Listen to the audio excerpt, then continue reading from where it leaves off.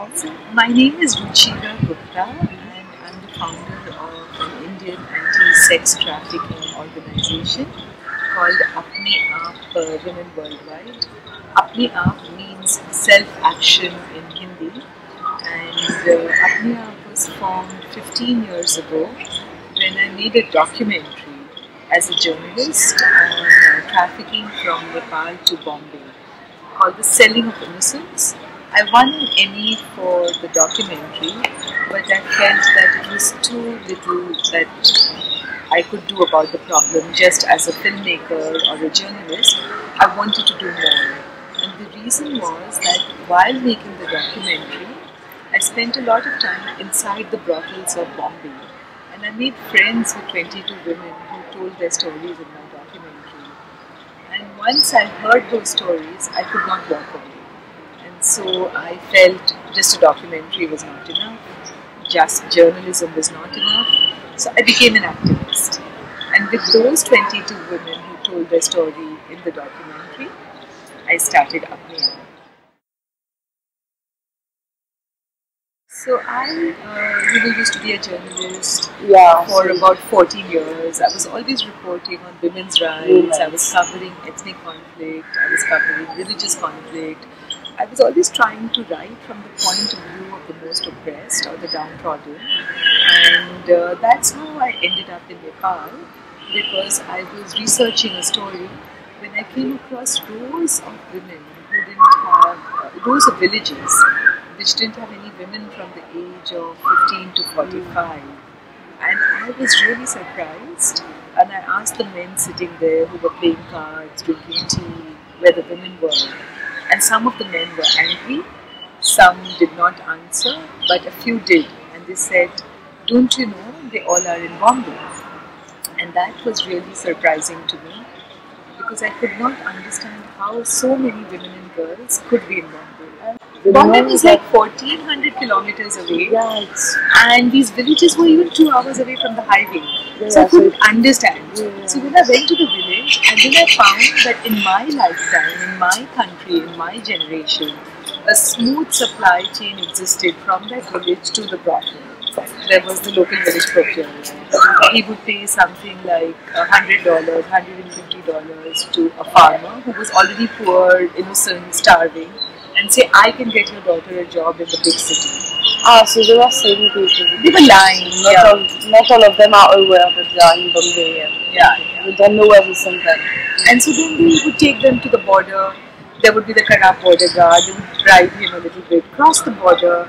On the other side were the lodge keepers, and these lodges were like very shabby places where girls were just locked up, and for 2 or 3 days they were kept there. And at that time, they were beaten, they were drugged, starved, and then when they were ready to do anything, then they would be given to a set of transporters. More than 20,000. But it wasn't easy, and we had no business plan. I was just a journalist. I didn't know how to do everything. And the women were just like in prostitution. They were trapped in the brothels. So we said, no, we have to do something. And the women said, one thing we want is that we should save our daughters. Our daughters should have... Because they left the children in the brothels. Yes. Should not have the same destiny as us. So that's how we began. And then slowly, as the daughters, what did we do? Rented a small room, hired a teacher, started educating the daughters. That's how we began. And now 15 years later, as you said, we've helped more than 20,000 women. So more than 70. It's more than 1,000 women a year.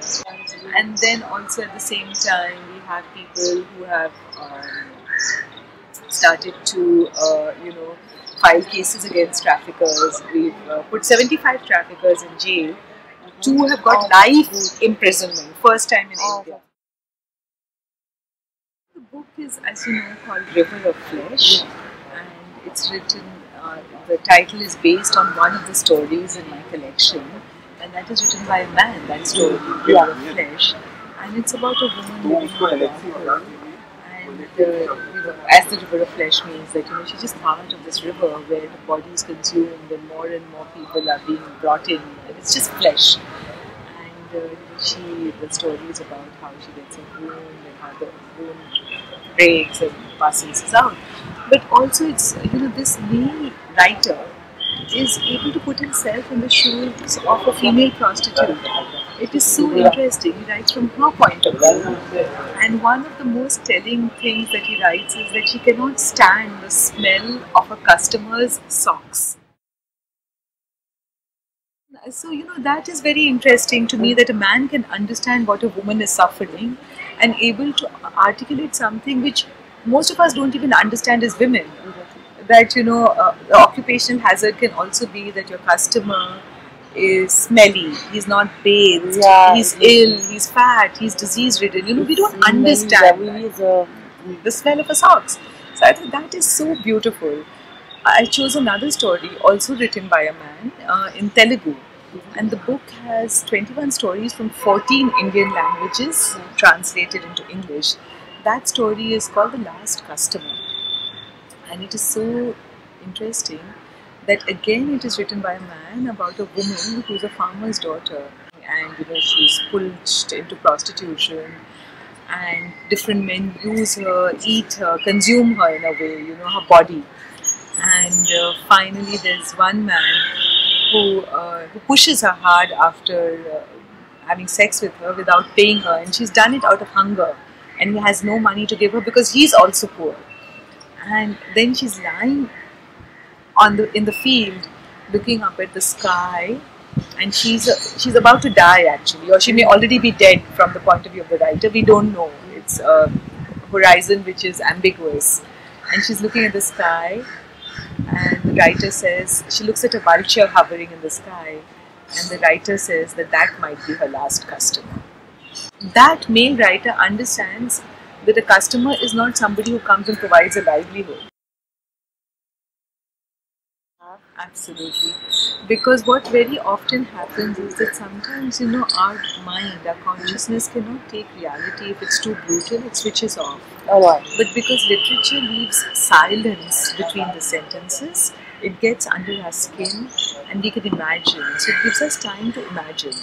And therefore we are more likely to understand someone who is not us through literature than we are likely to understand through reality.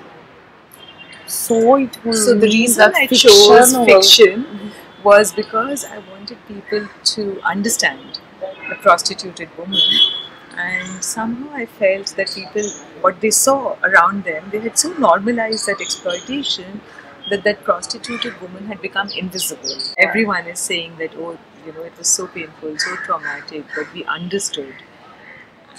It was not about the other person, but it could be something anybody could have experienced, but just for matter of chance, or the birth lottery as I call it. You could be born here or you could be born there. It has helped a lot of people understand that it's, that women who don't have enough choices are trapped in a system of exploitation which is relentless, and it should not be the normal. It should not be the normal, and we should not normalize it. Because sometimes people think, oh, these are Nepali girls. They're not Nepali girls. They're Bengali girls. They're Telugu girls. They are Punjabi girls. They are Marathi girls. It could be anybody.